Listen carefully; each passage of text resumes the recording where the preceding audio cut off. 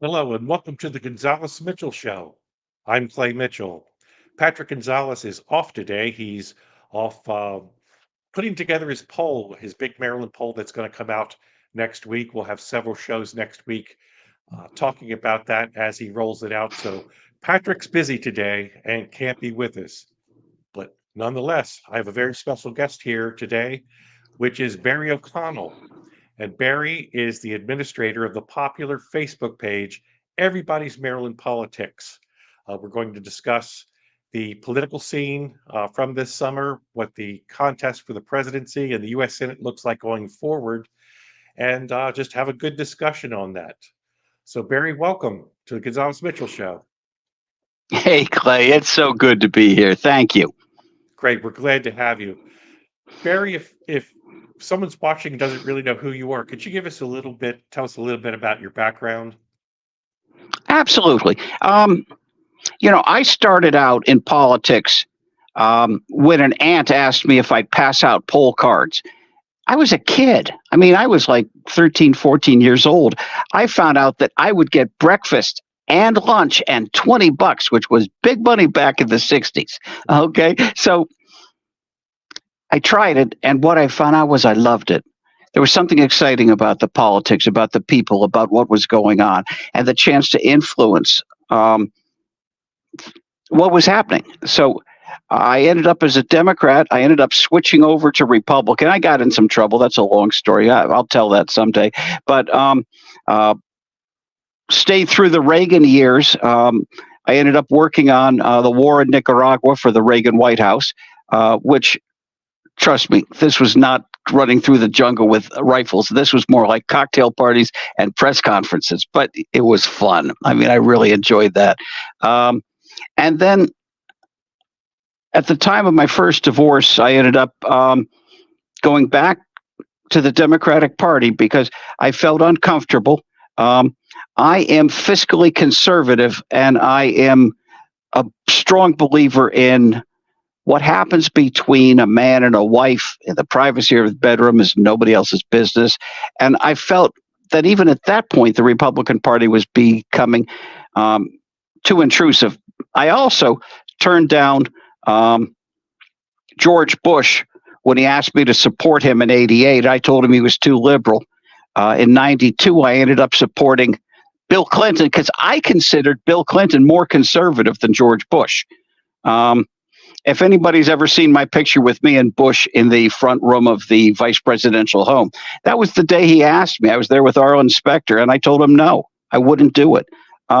So I am a Reagan Democrat even to this day. I tell people I'm somewhere between Harry Truman and John Kennedy. Um, I'm an old fashioned Democrat. It seems like a good place to be. I've also, I wrote an article several years ago and said, yeah, I'm a registered Republican. Have I ever voted for Democrats? Of course I have. I look at it like I'm hiring someone to do a job and I want the best person for it. And when you talked about walking with your aunt politicking back in the 60s, when I was, it must have been the 60s and early 70s, my father was a county commissioner. I'd go to the fundraisers and the fish fries and all that. And his colleague on the county commissioners, a guy named Percy Hebron, printed up some politicking cards for me and said I was running for dog catcher. So I got to be involved in politics that way. The Hey, past, could I make one suggestion to your listeners? absolutely, sure, Maryland has a special political custom common anywhere else in the country. And it's going away. I think it's fading away. When Steny Hoyer is gone, he's only going to serve 10 or 20 more terms. But when Hoyer's gone, we may not have many bull roasts. So I would urge anybody, if you ever see the chance to get to a bull roast, a true Maryland bull roast, get to it. That's going to be a great thing because that's something that's part of our past, our political heritage that we don't see like we used to. So right. I'm sorry, I'm feeling sentimental today. That's fine. If you get on the shore, you come up to Rock Hall and go the fish fry, as we say over here. Absolutely.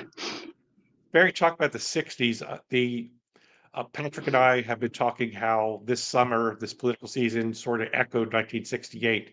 We had a presidential candidate, had an attempted assassination. Bobby Kennedy's in the race. The sitting vice president is becoming the nominee.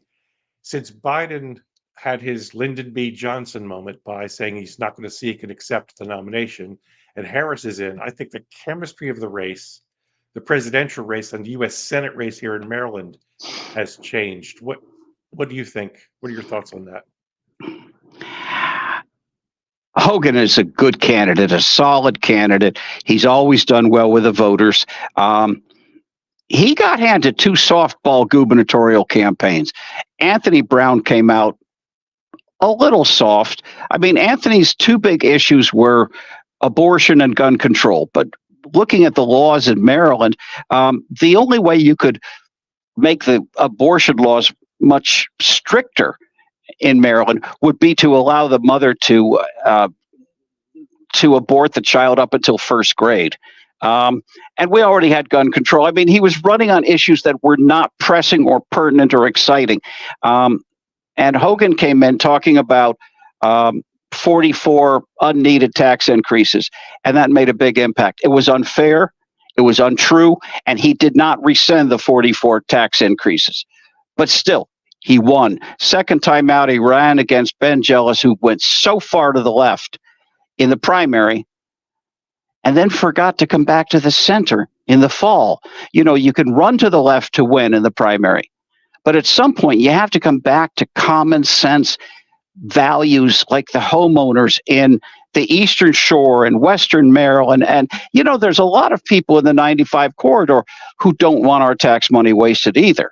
I mean, he forgot to come home. And Hogan got the governorship. Right now, he's got a ton of money. He's not only outraised Angela personally for his campaign, but also there's the MAGA money coming in, and there's probably 2-to-1 out of state, undocumented money, you know, dark money PACs. They're raising a ton of money, and he's got a huge money advantage. I don't think it's going to give him the race, though. I think she's going to fight this through because she's turning into a real workhorse.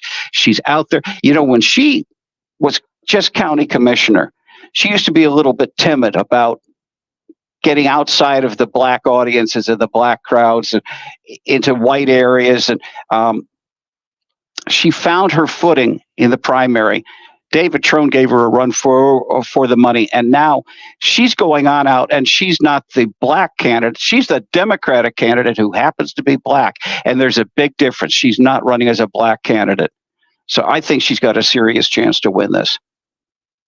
I said, Barry, in an article I wrote for Center Maryland several years ago, talking about the Hogan gubernatorial race, that it's a fact that Democrats outnumber Republicans 2-to-1, and it was Democrats that elected Hogan for 2 terms as governor. He had to have every Republican vote and a big plurality of Democrat votes in order to win.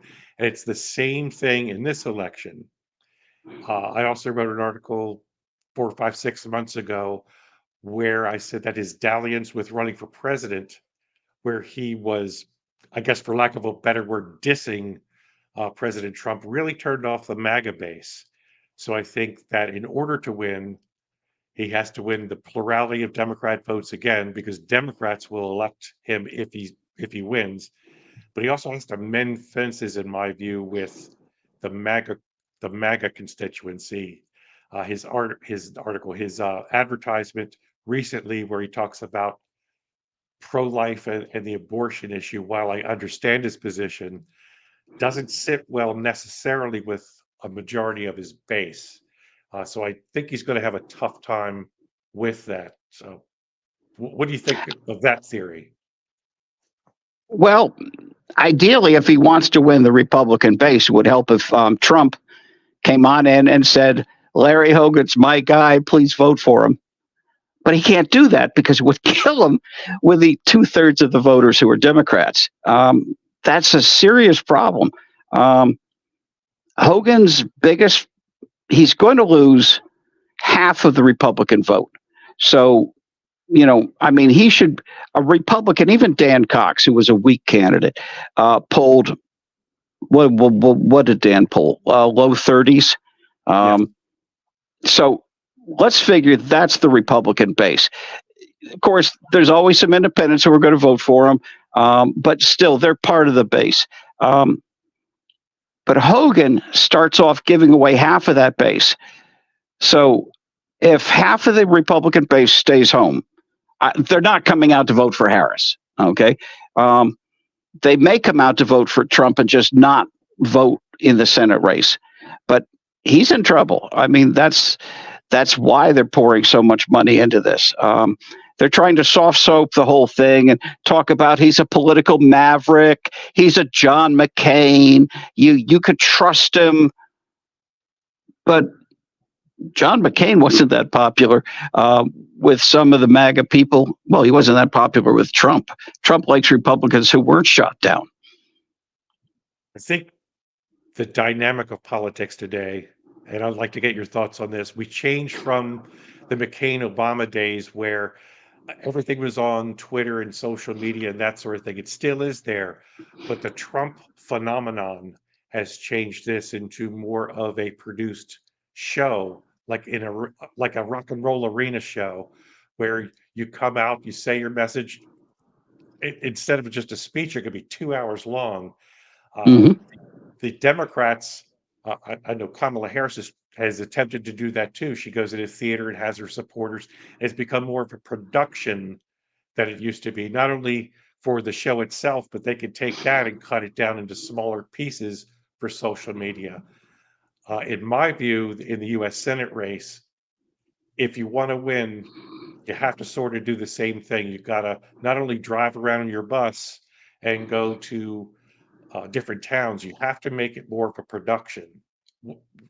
Am I off base, or do you think? No, I think you're right. And I think social media and short sound clips, short video clips are becoming a huge part of this whole campaign. TikTok is a driving influence. Plus the reels on Facebook and Instagram, this sort of thing. X is a little bit iffy right now. I think some people are feeling like, can I appear on X without endorsing Elon Musk and Donald Trump? It's become a right wing platform. Yeah, It's a problem. Instagram has picked up a huge amount of traction because of that. But even the reels on Facebook, and this whole thing of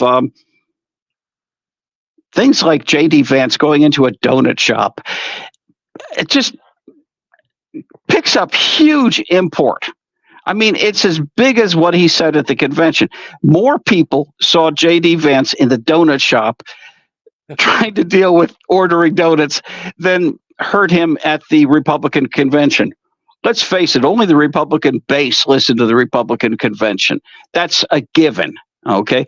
But I didn't see a lot of great sound clips, a lot of short video bites coming out of the convention that made us go, oh, we have to worry about JD Vance. But then we end up with the donut shop, and he just looks terrible. And that's the problem. We're in a TikTok age where it's those short little clips. Harris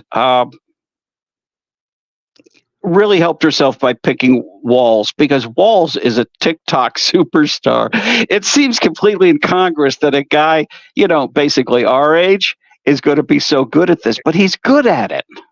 right. Now, I think, Barry, and tell me if you think I'm wrong. I think the road to the U.S. Senate goes through a scrapple breakfast at 20's in Galena, Maryland, and an appearance there is TikTok worthy. What do you think? Oh, I absolutely think so. I've been urging people to get to 20s for ages. I mean, the the impact of being seen at the heart of the shore. I mean, Right. when you want to talk about the see and be seen center of the Eastern Shore, it's not the boardwalk at Ocean City. It's it's 20s in Galena, and I would urge um, I've urged people get yourself over there. Whether Yes. I think it's crucial.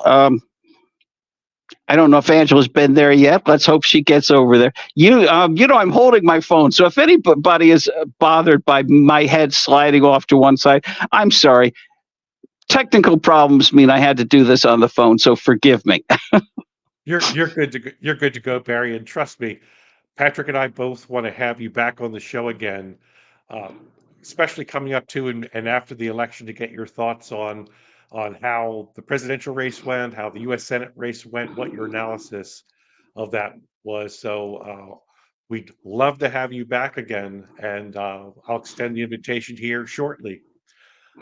Patrick will be back, uh, and we're going to roll out some shows about the polls next week. Chime in, my friend, if you agree or disagree with any of our analysis on that. We look forward to it. Very much so. I'm very anxious to hear Patrick's polling results. You know, he's a serious pollster. He is good at this. He's done this for years. He knows what he's doing, and he gives an insight that is especially helpful for us. I mean, all of us in politics want to know what is the average person thinking. Oftentimes I get a better reaction when I call my wife because she hates politics. She doesn't pay any attention to politics at all.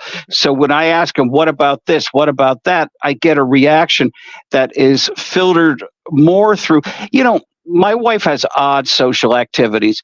Her big social group is uh, something that it was an informal club called the Football Mommies. It was the moms from all of the football players when my boys played football, and that was a big part of it. And she still gets together with those women for lunch and parties and all. And getting that impact because we miss that, and Patrick taps into that sort of level of detail, and makes him especially important.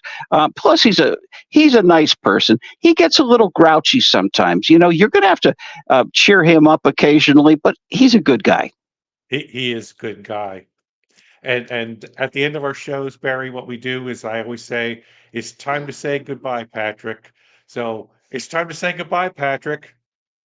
Goodbye, Patrick. Goodbye, Patrick, wherever you are. We'll see you next time. Take